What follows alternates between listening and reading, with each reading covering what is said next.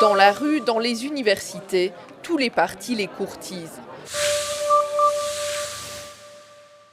On les surnomme les Born Free.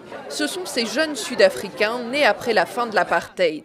Un demi-million d'entre eux est inscrit sur les listes électorales. Eux n'ont pas connu l'époque de l'oppression et leur intention de vote ne va pas de soi. J'ai toujours connu la liberté. Je n'ai jamais vraiment été victime de racisme ou de discrimination. Je n'ai pas d'attachement particulier à l'ANC. Après 20 ans, il est plus que temps de décider ce que nous voulons vraiment, pas en fonction de ce que pensent nos parents, mais en nous forgeant notre opinion.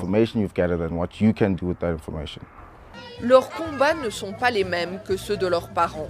Mais malgré les critiques, beaucoup restent attachés à l'ANC, le parti de la lutte pour la liberté. Comme Shirley, 18 ans, qui vit pourtant dans un taudis, dans le township d'Alexandra, à Johannesburg. L'ANC a une longue histoire. Nelson Mandela s'est battu pour notre liberté. Nous sommes ici aujourd'hui grâce à lui. Sans lui, je ne sais pas où on en serait. Des barrières sont tombées, mais les inégalités demeurent. Parmi la jeune génération de Sud-Africains noirs, il y a ceux qui s'en sortent, font des études, et ceux nombreux qui ne trouveront jamais d'emploi. Certains sont convaincus que leur vote peut faire une différence, mais beaucoup ne croient pas aux promesses des politiciens.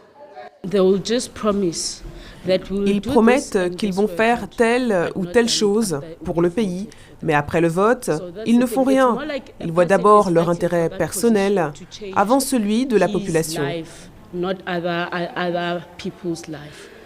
La génération post-apartheid est diverse et ne votera pas uniformément. Mais avec elle, l'ANC ne pourra pas toujours s'appuyer sur ses exploits passés.